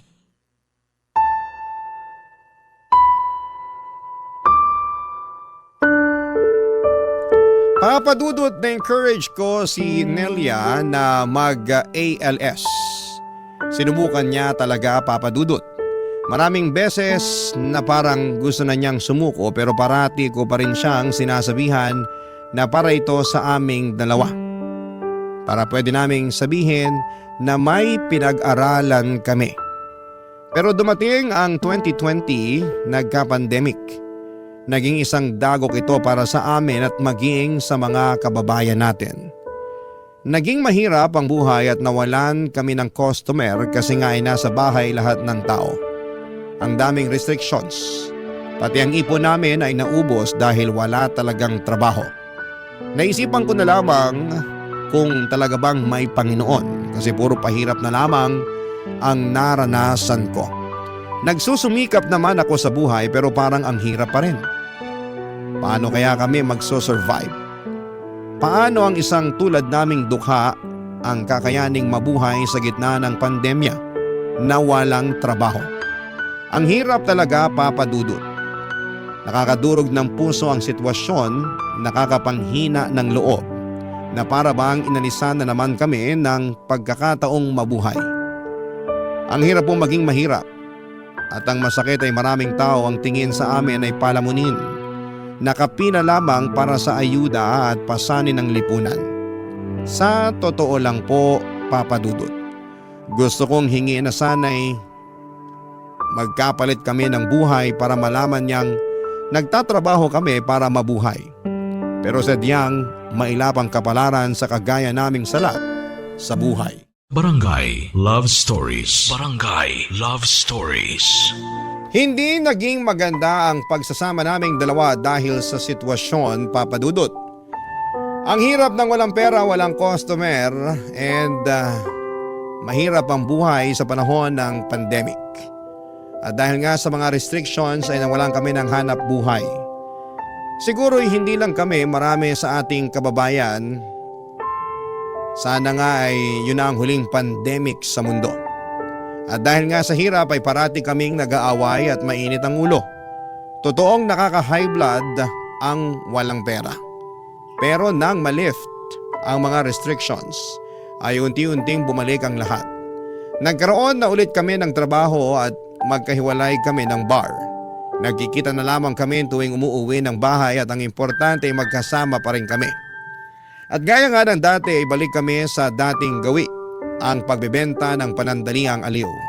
Ang kumita ng pera, ang magtrabaho na kahit para sa iba'y mabaho pa sa basura ang ginagawa namin. Para sa akin ay wala akong pakialam dahil wala naman akong inaapakang tao. Wala akong hinahamak. Gusto ko lang kumita ng pera pero isang umaga'y nagulat ako nang umuwi si Nelia sa bahay, Papa Dudut.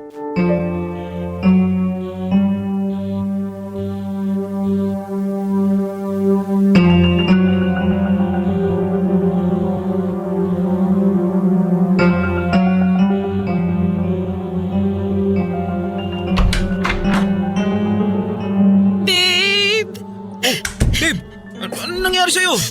Teka, may mga pasa ka. Sino may gawa sa'yo nito, ha? Dave, nakakatakot siya. Sinaktan niya ako. Sino? Ba't ganito ginawa niya sa'yo, ha? Yung customer ko. Matapos niya akong pabuyin, balak niyang hindi ako bayaran. Kaya umalma ako, pero sinampal niya ako ng malakas. Tumilapon ako sa kama. Tinadyakan niya ako. Pinagsusuntok. Ang sakit. Ang sakit-sakit, babe. Hayop siya. Kilala mo ba yon? Hindi. Hindi ko kilala. Pero kapag nakita ko siya, mamumukaan kong demonyong yon. Bakit nangyari sa ito? Kung alam ko lang na ganun siya, hindi na ako sumama sa kanya. Ayoko na. Ayoko na sa lintik na buhay na to. Nakakapagod. Pasensya ka na, Nelia. Kung nandun lang sana ako eh. Naipagtanggol sana kita eh.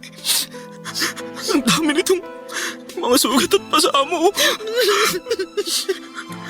Mawalang kaya talaga sila. Kahit noon pa man, kung sino pa yung angat sa buhay, sila pa ang may asal demonyo.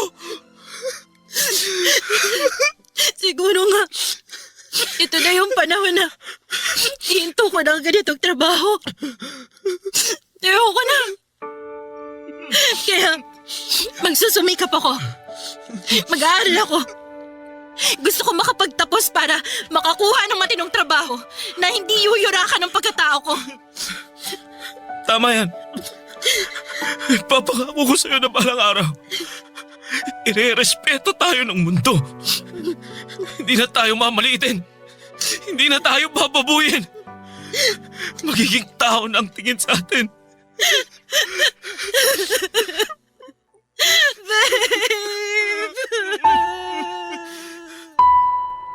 Ilang linggo ring nagpagaling si Nelia sa mga natamo niyang sugat at pasa, Papa Dudut. Sobrang nakakagulat na may tao talagang gagawa ng ganon. Pasalamat na lang ako at hindi niya tinuluyan. Nakakasama pa rin ng loob, bagamat masaya pa rin ako dahil nakakasama ko pa rin ang babaeng mahal ko. Pareho kami nag-aral sa ALS hanggang sa graduate ako ng senior high school. Kaya hindi pa rin ako makaalis sa trabahong pagbibigay aliw, Papa Dudut. Kailangan ko pa rin ng pera para sa training ko bilang security guard. Sabi ko sa sarili ko na malapit na talaga at makakawala na rin ako sa kadena ng kahirapan. Pero nagkaroon ng problema. Nilagnat ako at ilang araw nang hindi ito gumagaling. Nagsilabasan na rin ang mga rashes sa aking katawan at ang lalapan ng ubo ko. Dahil sa halos hindi ako makapagtrabaho na ay napilitan akong pumunta sa health center. At natuklasan ko ang isang nakakagulat na katotohanan na ayaw kong marinig. Nang mga oras na yon ay parang nag-flashback lahat ng hirap na pinagdaanan ko. Ang iniwan ako ng aking ina, ang pangungutya ng tiyaheng ko kaya ako lumayas sa Cavite, ang pagiging palaboy sa lungsod, ang pagkupkup sa akin ni Tatay Manong, ang kanyang mga pangaral at pangarap na makapagtapos ako at maging security guard. Ang oras nang mawala siya sa buhay ko. Ang araw na akala ko'y mawawala na sa akin si Nelia dahil sa nangyaring pananakit sa kanya. Nasabi ko na lamang sa sarili ko na sa dinami-rami ng tao sa mundo ay bakit ako pa? Bakit sa akin pa nangyari ito?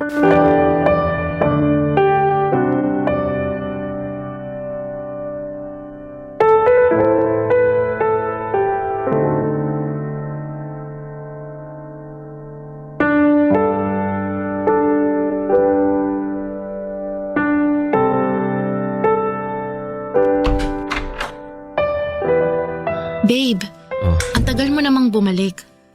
Akala ko kung napano ka na. Halika, kumain ka. Babe, bakit parang tulala ka? Anong sabi ng doktor? Na-check ka ba? Nakapunta ka ba sa center?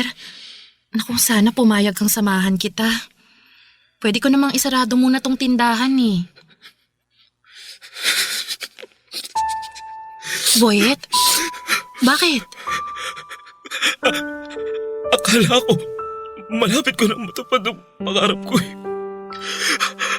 Akala ko magiging security guard na ako. Magiging maayos ang buhay ko. Teka, ano bang nangyari? Doon ako galing sa center. Sumailalim ako sa mga test. Anong resulta? Ano bang test ang ginawa nila sa'yo? Alam mo, gusto ko sanang ilihim pero karapatan mong malaman ng totoo kasi magkarelasyon tayo. At baka... Ano bang nangyayari? Pinapakaba mo naman ako eh. Magsalita ka, Boyet! Iniisip ko kung saan ko kaya nakuha to. Naalala ko, may naging customer ako. Ayaw niya maglagay ng proteksyon. Malaki ang binayad niya sa akin. Pumayag na ako.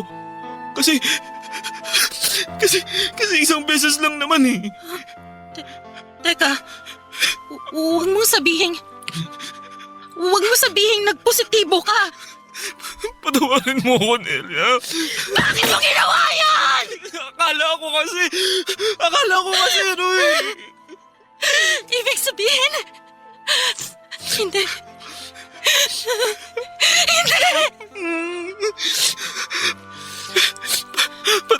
Patawad, Nelia. Patawad. Patawad. Ibig sabihin, nahawaan mo na ako? Boyet naman! Bakit ka pumayag makipagsiping na walang proteksyon? Ang tagal-tagal na natin sa trabahong to! Nagawa mo pa rin maging bobo! Tukso ko ng pera! Pera! Pera! Pera! Natukso ka sa pera! Pero ano naging kapalit, ha? Buhay natin!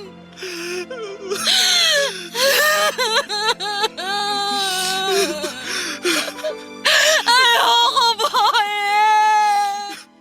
Ayoko magkasakit!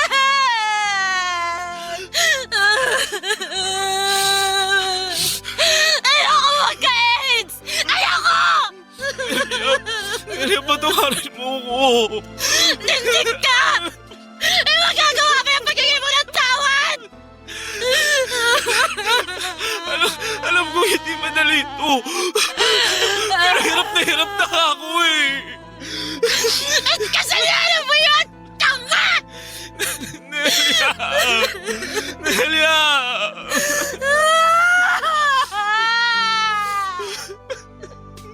Lintik na buhay ito!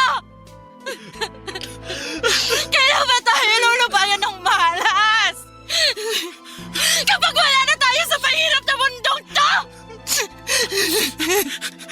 Nelia, hindi tayo mamamatay. Ha? Sabi ng doktor, hindi to katapusan ng buhay natin. Sabi niya, pumunta ka rin sa center para mapatest ka rin. Pareho natin gagamutin ang mga sarili natin. Malalabanan natin to. Lalaban tayo, Nelia. Lalaban tayo, Nelia. Ha? Lalaban tayo.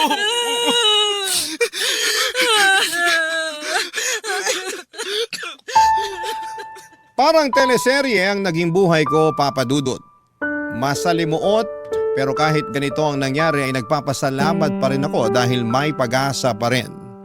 All is well pa rin ang buhay kahit minsan pakiramdam namin ay binigo kami ng kapalaran.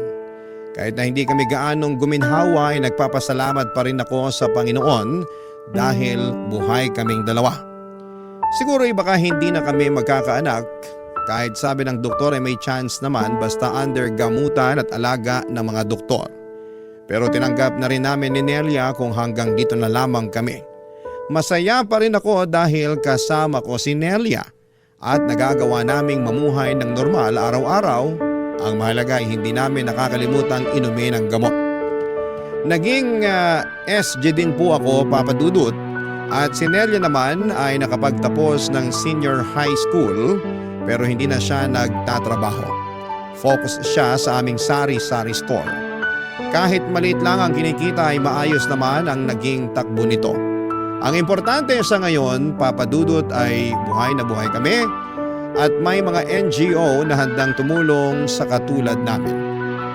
Sana sa mga nakikinig sa programa ninyo ay gusto kong ipaabot sa lahat na sana'y huwag kayong mandiri sa mga taong may HIV dahil hindi naman nakakahawa ang HIV kung walang sexual contact at blood-to-blood contact. Hindi nakakahawa ang HIV kapag nakikipagkamay, paggamit sa isang baso, pag-upo sa tabi ng isang may HIV, paglangoy sa swimming pool, sa ubo at sipon. Sana'y maging malawak ang kaisipan natin at sana'y napulutan ng aral ang naging buhay ko ng ating mga kabarangay. Ang inyong kapuso at kabarangay forever, Boyet. Anong say mo sa Barangay Love Stories na ito? Pagkwentuhan natin sa comment section yan.